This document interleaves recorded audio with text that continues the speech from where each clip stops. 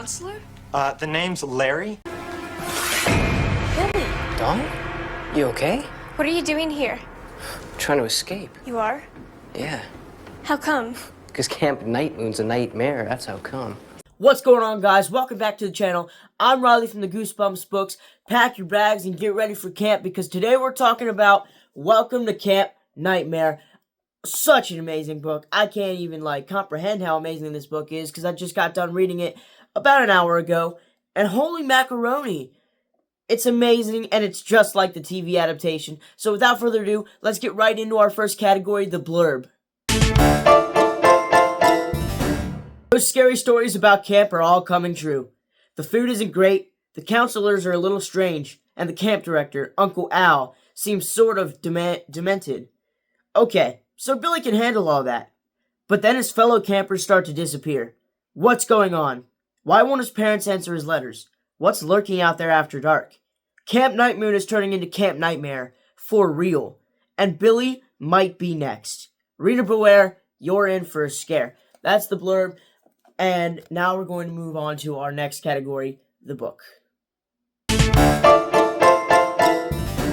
So Welcome to Camp Nightmare is the 9th book in the original series. It has 136 pages. It was published in July of 1993, and the tagline is, it's the Little Camp of Horrors, obviously a reference to the Little Shop of Horrors, which I like because that's probably my favorite musical ever. So, also I want to talk about the color scheme. This is, I will 100% say, my favorite ever Goosebumps cover, and my favorite book when it comes to color scheme, because the color scheme, which, if you don't know, the color scheme means the color of the background and the logo. The color scheme matches the cover art so beautifully that when you look at that and you look at the back, it matches so perfect that it was a match made in heaven. It matches the colors because in the background you see the same type of purple and the same type of blue on the horizon. It is such a beautiful cover, and I will have that opinion forever because nothing can change my mind. Favorite cover of all time,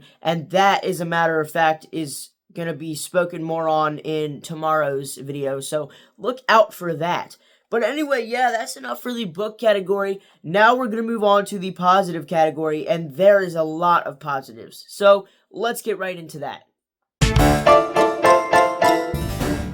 Now for the positives, obviously the color scheme and the cover are amazing, so that's definitely one of them. And then also another positive I have is definitely the story. It is an amazing story, and I know I said I know I said that the horror at Camp Jelly Jam was my favorite book, but I'm gonna have to rethink that because it is an amazing book. But actually, after actually reading this book, when I think about it, the cover's better. The color scheme is better. Well, actually, I would say that Jelly Jam and this one are the best when it comes to color schemes, matching covers. But, I don't know, man. This is definitely top 3. And I'm actually going to tell you my top 3. So my top 3 books right now are Jelly Jam is number 1, this book right here in number 2, and Beware the Snowman is number 3. Those are my all-time top 3 favorite Goosebumps books. It might be an interesting roster, but it is my roster. So, tell me your top 3 in the comments, because that would be cool to hear. This is definitely my top 3. Let me know if you think that is a valid top 3. I think it really is. But that's... another positive. My favorite character in this book by far is Larry. Larry is definitely my favorite character in the book. Not as much in the episode, because he's a lot better in the book than the episode. But in the episode, I would say that him and Billy are my favorite characters, and then Billy and Larry are my favorite in this book. Billy and Larry are my favorite characters for Welcome to Camp Nightmare in general when it comes to the book and the episode. I just think that they're really well written, and they're funny characters. Well, Larry's more funny than Billy, but still. Another positive, the mystery aspect. The mystery of where all the campers were going was such a good story to read, and it was interesting and really got you involved of, the mystery and everything. And then, it also had a vibe of The Truman Show. If you've seen Jim Carrey's The Truman Show, I love that. That's my favorite Jim Carrey movie, along with The Mask and The Grinch. And it has so much in common with this book, just because the main character, Billy, is put into this testing facility where he thinks it's a summer camp, and everyone there are actors that work at the government lab, but it's actually all fake, and it's just a bunch of tests to test him to make sure he's ready for a mission. And that brings us to the twist ending, which is another positive, and I love the twist ending because it is laid on you right there. They do not, like, R.L. Stine does not hold back. He doesn't try to, like, build suspense. He just immediately goes and tells you. Let's go ahead and I'll read the twist right now, because it's a good twist and you should know about it. Right here on page 136, the final page, it reads, give me a second. I need to find it because, okay, yeah, it reads, Billy, your parents want to take you on a very dangerous place. Perhaps the most dangerous place in the known universe. So we had to make sure you can handle it. The most dangerous place in the universe? Where? I asked my parents. Where are you taking me? It's a very strange planet called Earth, Dad replied, glancing at Mom. It's very far from here, but it could be exciting. The inhabitants there are weird and unpredictable, and no one has ever studied them. Laughing, I stepped between my mom and Dad and put my arms around them. Earth? It sounds pretty weird, but it could never be as dangerous or exciting as Camp Night Moon, I exclaimed. We'll see, Mom replied quietly. We'll see. And that's where the perfect book ends right there. And I like that twist a lot because it just lays it on right there, tells you, hey, they're on a different planet. And also I like how in the book there are so many things that hint to that. Like, they've got these animals called prairie cats, but that's not a real animal. So it's obviously like a spin on prairie dogs. And then they play this game that's like exactly like baseball, but they call it scratch ball. So, something, and then they like also talk about made up places that aren't real. So there are definitely so many hints that tell you this is definitely not Earth. And I love the book for that. I love how it foreshadows, because foreshadowing is an amazing thing when it's used correctly. And this book is an example of that. I love the twist ending. I love everything about this book. And we're going to skip the negative category because I personally have no negatives. So we're going to go just straight right into the book versus TV category because I have no negatives for this book and I don't think that we should talk about them. Usually in other videos, if I don't have negatives, I still do it and just say, oh, I have no negatives. But this time I'm skipping it to save time. So let's move right into the book versus TV category.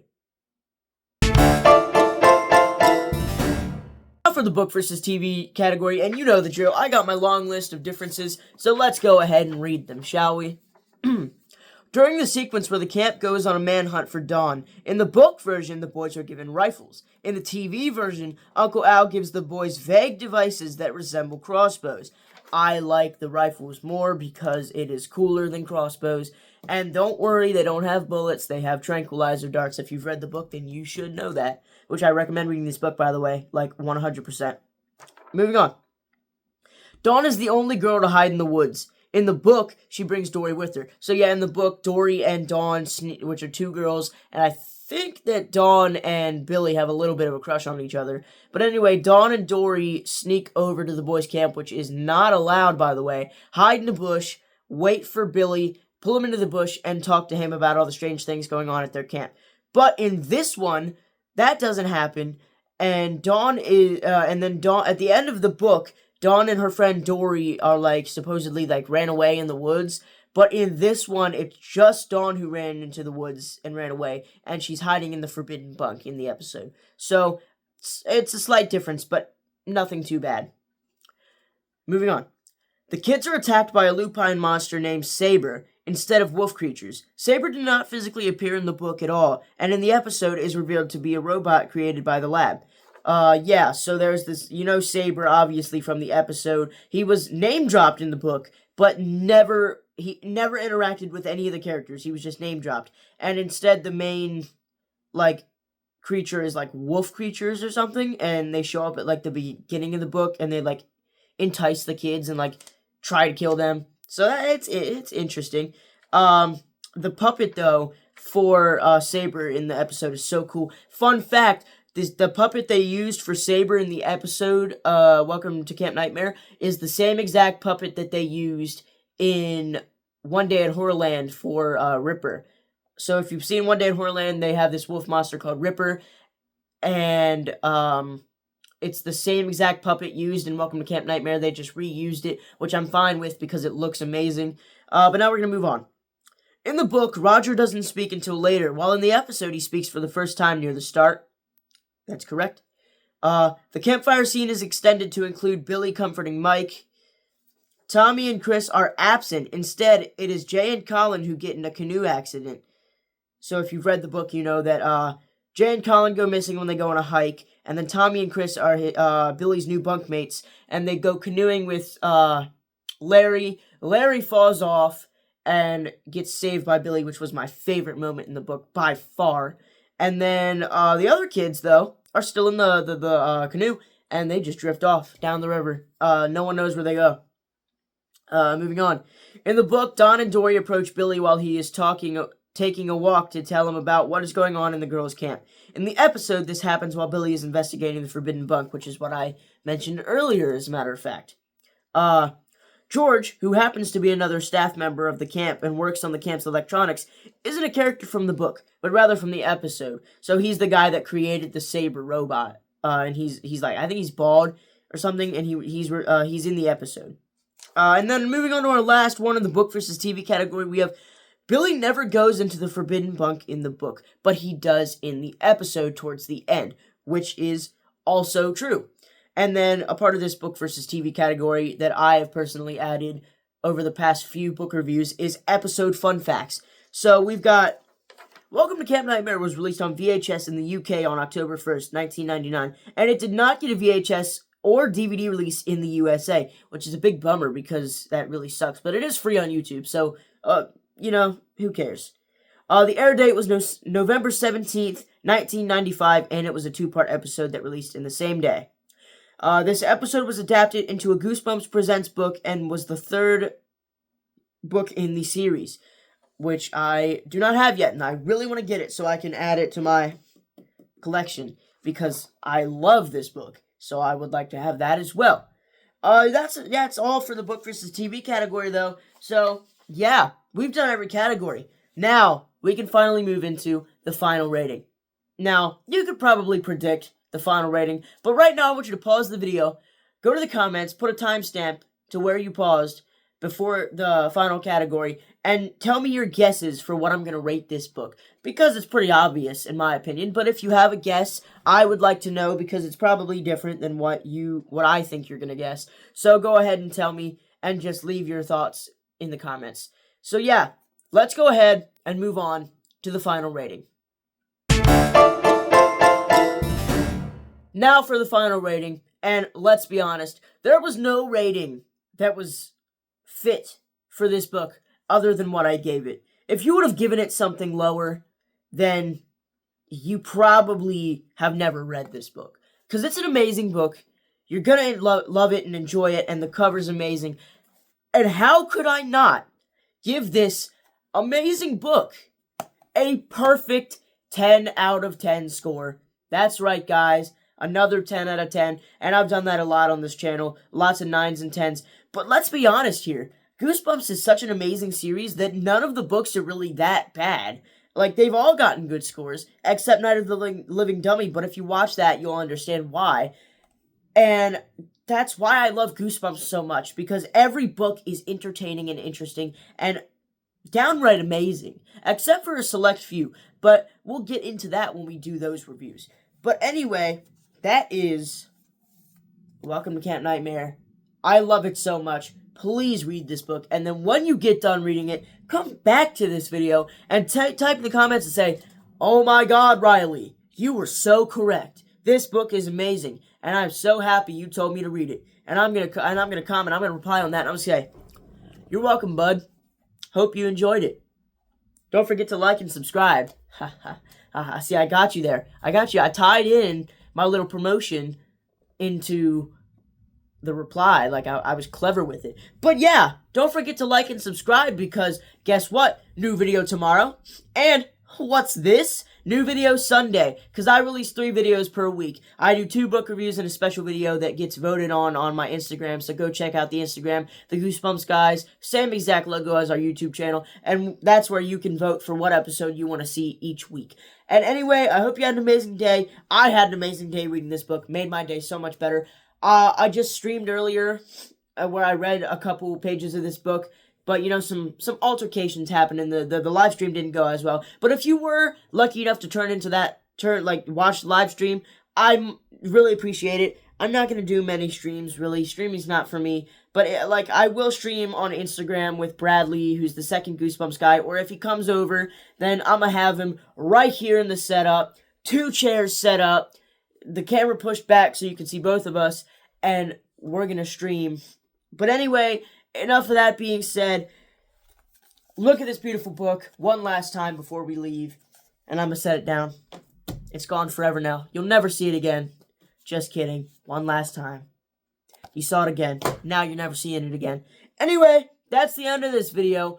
I loved this video. I loved making it, reading the book, rewatching the episode, making everything that had to do with this episode, even writing the script that I have for it, was amazing, because it's an amazing book, and I'm not gonna lie, eventually I'm gonna rethink my top 3, and it might just beat out Jelly Jam by a little bit as my favorite book, because I didn't realize how good of a story it was, because I've only seen the episode, and then when I read the book, I was like, dang, it's so true to the episode. The episode's my favorite episode in the entire 90s show, so this is probably going to become my favorite book. But as it stands, it's still my second favorite. My first is still Jelly Jam. My third is Beware the Snowman, which is a very underrated book.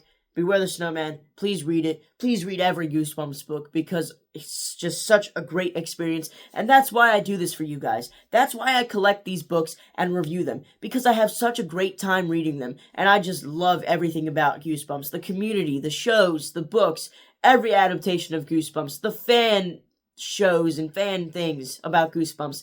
It's so amazing, and it's such a great community. There's so many communities out there, the anime community, the gaming community.